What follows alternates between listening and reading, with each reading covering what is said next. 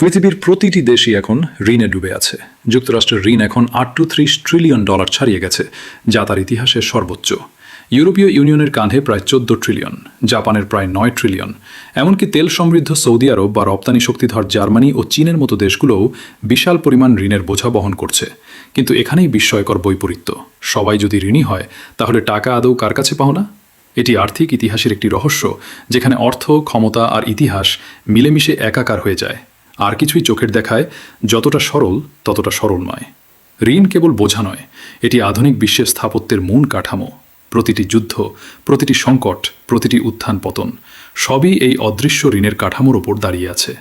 আর যদি আপনি ঋণদাতাদের শৃঙ্খল ধরে শেষ পর্যন্ত যান, তাহলে একটি অস্বস্তিকর সত্য প্রকাশ পায়: বিশ্ব কারো কাছে ঋণী নয়, বিশ্ব নিজের কাছেই ঋণী। কিন্তু এর মানে এই নয় যে সবাই সমানভাবে লাভবান হচ্ছে। আজকের এই অবস্থায় পৌঁছাতে, যেখানে মোট বিশ্ব ঋণ $315 ট্রিলিয়ন ছাড়িয়ে গেছে, অর্থাৎ বিশ্ব অর্থনীতির প্রায় 3 গুণ, তার জন্য আমাদের শুরুর দিকে ফিরে যেতে হবে। প্রথম ক্রেডিট কার্ড সোয়াইপ বা ডিজিটাল ট্রান্সফারের শতাব্দী আগে জাতীয় ঋণের ধারণা জন্ম নিয়েছিল ওয়াল স্ট্রিটে নয়, বরং যুদ্ধের ময়দানে। 1694 সালে ইংল্যান্ড ফ্রান্সের সঙ্গে যুদ্ধ করছিল এবং রাজার স্বর্ণভাণ্ডার ফুরিয়ে আসছিল। বণিকদের দিকে হাত বাড়ালেন। ভবিষ্যতের কর থেকে স্থায়ী সুদের প্রতিশ্রুতি নিয়ে তারা রাজকোষে টাকা দিলেন। এই নতুন ব্যবস্থা পরিচালনার জন্য তৈরি হলো ব্যাংক অব ইংল্যান্ড। রাষ্ট্র এখন এমন টাকা খরচ করতে পারবে যা তার হাতে এখনও নেই। আর বিনিময়ে ঋণদাতারা পেলেন সরকারের একটি অমূল্য প্রতিশ্রুতি, যা কেনা বেচা হস্তান্তর করা যায়। এভাবেই জন্ম হলো সরকারি বন্ডের, আধুনিক আর্থিক ব্যবস্থার বীজ। ফ্রান্স এটি নকল করল, নেদারল্যান্ডস আরও উন্নত করল, স্বাধীন আমেরিকা এই ব্যবস্থা গ্রহণ করল। প্রথমে বিপ্লবের খরচ মেটাতে, পরে পশ্চিমে বিস্তারের জন্য। জাতীয় ঋণ আর ব্যর্থতা বা দুর্বলতার চিহ্ন রইল না, বরং তা হয়ে উঠল বিশ্বাসযোগ্যতা ও ক্ষমতার প্রতীক। যে দেশ যত বেশি ঋণ নিতে পারে, সে তত শক্তিশালী। ঋণ নেওয়ার ক্ষমতাই এখন শাসন করার আসল ক্ষমতা। যে সাম্রাজ্যগুলো এককালে সোনা লুট করতে ভূখণ্ড দখল করত, তারা এখন শুধু বন্ড ছেপে সুদ আদায় করে। যুদ্ধক্ষেত্র সরে গেল ব্যালেন্স শিটে। 3 শতাব্দী পরে এসে ঋণই হয়ে উঠেছে বিশ্বের সবচেয়ে বড় রপ্তানি পণ্য। যুক্তরাষ্ট্রের ঋণ $38 ট্রিলিয়ন, জাপানের 9 ট্রিলিয়নের ওপর। আর বিশ্বে প্রতি 100 দিনে গড়ে $1 ট্রিলিয়ন নতুন ঋণ যোগ হচ্ছে। প্রতিটি দেশ ঋণী, প্রতিটি ব্যাংক ঋণদাতা, প্রতিটি নাগরিক কর, সঞ্চয় ও পেনশনের মাধ্যমে একই সঙ্গে ঋণী এবং ঋণদাতা। কিন্তু শেষ পর্যন্ত দড়ির অন্য প্রান্তটা কার হাতে? যুক্তরাষ্ট্র দিয়ে শুরু করা যাক, কারণ তার ঋণ কেবল জাতীয় নয়, বিশ্বব্যাপী। 38 ট্রিলিয়নের মধ্যে প্রায় অর্ধেক পাবলিকলি হেল্ড, অর্থাৎ বিনিয়োগকারীদের কাছে পাওনা, সরকারের নিজস্ব অংশ বাদে। এর মধ্যে প্রায় 2/3 American bank, pension fund, mutual fund, insurance company এবং ফেডারেল রিজার্ভের হাতে। বাকি 1/3 প্রায় 9 ট্রিলিয়ন বিদেশিদের কাছে। জাপান সবচেয়ে বেশি ধারে আছে, প্রায় 1 ট্রিলিয়ন। তারপর চীন প্রায় 800 বিলিয়ন, তারপর যুক্তরাজ্য, লাক্সেমবার্গ ও বেলজিয়াম। তাই যখন বলা হয় যুক্তরাষ্ট্র চীনের কাছে ঋণী, এটা সত্যি, কিন্তু মোট ঋণের মাত্র 2%। আমেরিকার বেশিরভাগ ঋণ সে নিজের কাছেই পাওনা। ট্রেজারি বন্ড ছাড়ে, ব্যাংক ফান্ড কেনে, ফেডারেল রিজার্ভ প্রায় সেগুলো কিনে নিয়ে নতুন ডলার তৈরি করে। আমেরিকানরা কর দেয়, সেই কর থেকে সুদ দেওয়া হয়, যা আবার আমেরিকানদেরই রিটায়ারমেন্ট অ্যাকাউন্টে ফিরে আসে। এটা একটা বৃত্তাকার আয়না।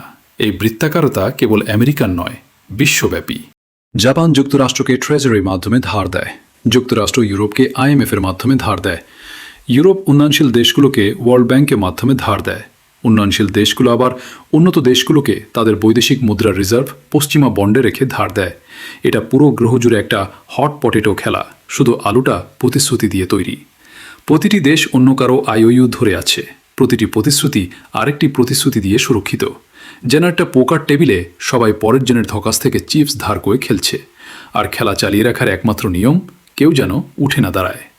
কিন্তু চতুর্থ স্তরটা আছে, যেটা সবচেয়ে শক্তিশালী: বাজার নিজেই। প্রতিটি সরকারি বন্ডের পেছনে আছে প্রতিষ্ঠানের একটা জাল: হেজ ফান্ড, পেনশন ফান্ড, সার্বভৌম সম্পদ তহবিল আর কেন্দ্রীয় ব্যাংক, যারা কয়েক দশক ট্রিলিয়ন ডলারের সম্পদ পরিচালনা করে। এরাই ঋণের প্রকৃত বিচারক। কোন দেশ সস্তায় ধার পাবে আর কোন দেশকে বেঁচে থাকার জন্য প্রিমিয়াম দিতে হবে, তারাই ঠিক করে। যখন তাদের আস্থা নড়ে, মুদ্রা ধসে, সরকার পড়ে, পুরো অর্থনীতি রাতারাতি আবার পুনর্গঠিত হয়ে যায়। গণতন্ত্র ঠিক করে কে শাসন করবে আর বাজার ঠিক করে কে বেঁচে থাকবে, এই ব্যবস্থার চূড়ান্ত বাজার নির্মাতা আধুনিক যাজক হল কেন্দ্রীয় ব্যাংক। কেন্দ্রীয় ব্যাংক কেবল ঋণ পরিচালনা করে না, তারা ঋণ উৎপাদন করে। যখনই ফেডারেল রিজার্ভ বা ইসিবি সরকারি বন্ড কেনে, তার বদলে নতুন টাকা তৈরি করে। এক ব্যালেন্স শিটের দায় অন্য ব্যালেন্স শিটের সম্পদে পরিণত হয়। প্রচলিত প্রতিটি ডলার কোথাও না কোথাও একটা ঋণের প্রতিনিধিত্ব করে। ঋণমুক্ত টাকা বলে কিছু নেই। প্রতিটি মুদ্রা, প্রতিটি নোট, প্রতিটি ডিজিটাল ডলারের গায়ে অদৃশ্যভাবে একটা আইওইউ খোদাই করা আছে। কয়েক দশক ধরে এই চক্র আস্থার ওপর টিকে আছে। যতদিন বিনিয়োগকারীরা বিশ্বাস করে সরকার সুদ দেবে, মূলধন শোধ করতে হবে না এমনকি, ততদিন মেশিন চলতেই থাকবে। কিন্তু আস্থা যদি টলে, আমরা আগেও দেখেছি 2010 সালে গ্রিসের ঋণ আর শোধ করা সম্ভব হয়নি। বন্ড হোল্ডাররা আতঙ্কিত হল, সুদের হার আকাশ ছোঁয়া হলো।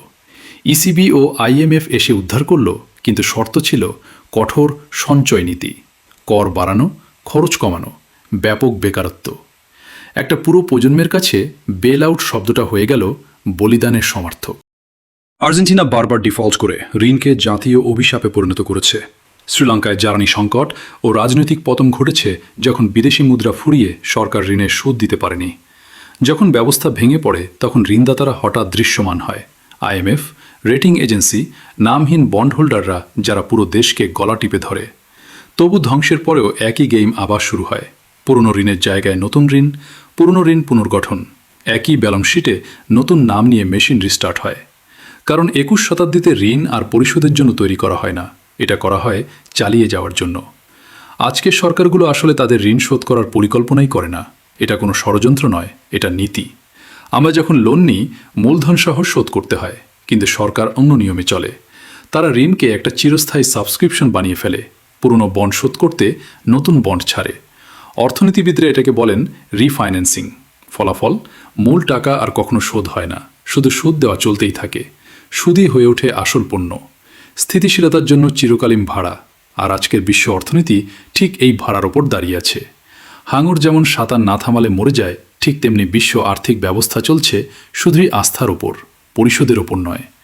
এক মুহূর্ত আস্থা থেমে গেলে পুরো সিস্টেম ডুবে যাবে। যুক্তরাষ্ট্র কখনো তার $38 ট্রিলিয়ন ঋণ পুরোপুরি শোধ করবে না, সে চিরকাল রিফাইন্যান্স করবে। জাপান কয়েক দশক ধরে এটা করে আসছে। এখন ঋণ জিডিপির 250% ছাড়িয়েছে। তবু তার সরকারি বন্ডের সুদের হার শূন্যের কাছাকাছি। বিনিয়োগকারীরা মূলধন ফেরতের অপেক্ষায় নেই, তারা নতুন করে চুক্তি নবায়নের অপেক্ষায়। কেন? কারণ তাদের কাছে সরকারি ঋণ সবচেয়ে নিরাপদ সম্পদ। ইউএস ট্রেজারি বন্ডকে কেউ দায় বলে গণ্য করে না, সবাই দেখে বিশ্বের সবচেয়ে নিরাপদ সম্পদ হিসেবে। এটিই আজকের বৈশ্বিক আর্থিক ব্যবস্থার ভিত্তি। পেনশন ফান্ড, ব্যাংক, বিদেশি সরকার সবাই এটাকে শক্ত করে ধরে রেখেছে। আমেরিকার ঋণই পৃথিবীর সবচেয়ে বড় সম্পদ। ব্যাংকগুলো এটাকে জামানত হিসেবে ব্যবহার করে, কেন্দ্রীয় ব্যাংকগুলো এটাকে টাকার মতোই গণ্য করে। ব্যবস্থাটা টিকে আছে একটা অদ্ভুত সত্যের উপর। সরকারগুলো কখনো তাদের ঋণ পুরোপুরি শোধ করবে না, এবং করার কথাও নয়। যদি কোনোদিন শোধ করে ফেলে, তাহলে পুরো সিস্টেম ভেঙে পড়বে। ডলার সরবরাহ মারাত্মকভাবে কমে যাবে, ডিফ্লেশন হবে, অর্থনীতি ধসে পড়বে। ঋণ শোধ করলে যে জিনিসটা অর্থনীতিকে চালায়, সেটাই ধ্বংস হয়ে যাবে। তাই সরকারগুলো ঠিক উল্টোটা করে। তারা কখনো ঋণ কমায় না, বরং নিয়মিত ছন্দে ছন্দে আরও বেশি ঋণ ছাড়ে। এটা অযৌক্তিক নয়, এটা অত্যন্ত যৌক্তিক। ঋণই এখন পুঁজিবাদের হৃৎস্পন্দন। প্রতিটি পেনশন ফান্ড, প্রতিটি মর্টগেজ, প্রতিটি শেয়ার বাজার, সব কিছুর ভিতর দিয়ে এই স্পন্দন বয়ে চলেছে। এই স্পন্দন থামলে সাথে সাথে সব কিছু থেমে যাবে। এজন্যই যখন রাজনীতিবিদরা বাজেট ভারসাম্য বা জাতীয় ঋণ কমানোর বলি আওড়ান, তখন তারা শুধু একটা সুন্দর মায়া বিক্রি করছেন। আসল লক্ষ্য কখনো ঋণ শূন্য করা নয়। লক্ষ্য হলো ঋণকে চিরকাল টিকিয়ে রাখা, টেকসই, নিয়ন্ত্রিত আর এতটাই আকর্ষণীয় যে কেউ কখনো বিশ্বাস হারাবে না। কারণ একবার বিশ্বাস ভেঙে গেলে সংখ্যাগুলো আর কোনো মানে রাখে না, সব শেষ। এটাই সার্বভৌম ঋণের আসল রহস্য। পরিকল্পনা কখনো ছিল না এটাকে ফেরত দেওয়া। পরিকল্পনা ছিল বিশ্বকে বিশ্বাস করিয়ে রাখা যে একদিন ফেরত দেওয়া হবে। এটা আস্থার একটা বদ্ধ চক্র। আর যতদিন এই আস্থা থাকবে, সংখ্যাগুলো অনন্তকাল পর্যন্ত বাড়তেই থাকবে। কিন্তু আস্থা সমানভাবে বণ্টিত নয়। যখন আমরা বলি আমরা নিজেদের কাছে ঋণী, এটা অর্ধেক সত্য। সুদের টাকা সমাজে সমানভাবে বণ্টন হয় না। এই ব্যবস্থায় টাকা করদাতা আর শ্রমিকদের কাছ থেকে উঠে যায়, সোজা চলে যায় ঋণের মালিক, বড় প্রতিষ্ঠান আর বিনিয়োগকারীদের পকেটে। ঋণ শুধু দেশ থেকে দেশে সরছে না, শ্রেণী থেকে শ্রেণীতেও সরছে। এজন্যই বিশ্ব অসমতা আর বিশ্ব ঋণ হাত ধরাধরি করে বাড়ছে।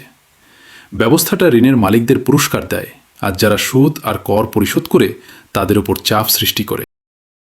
এটা যদি পরিচিত লাগে তাহলে অবাক হওয়ার কিছু নেই। এটা সেই চিরন্তন গল্প, শুধু স্কেলটা বদলে গেছে। বাড়ি থেকে জাতি, জাতি থেকে পুরো গ্রহ। ঋণদাতারা ভিলেন নয়, ঋণীদের ভিকটিম বলাও যায় না। তারা একই ইঞ্জিনের দুটো দিক মাত্র, একই চাকা ঘুরিয়ে যাচ্ছে, একে অপরকে ছাড়া চলতে পারে না। থামলে দুজনেই ধ্বংস।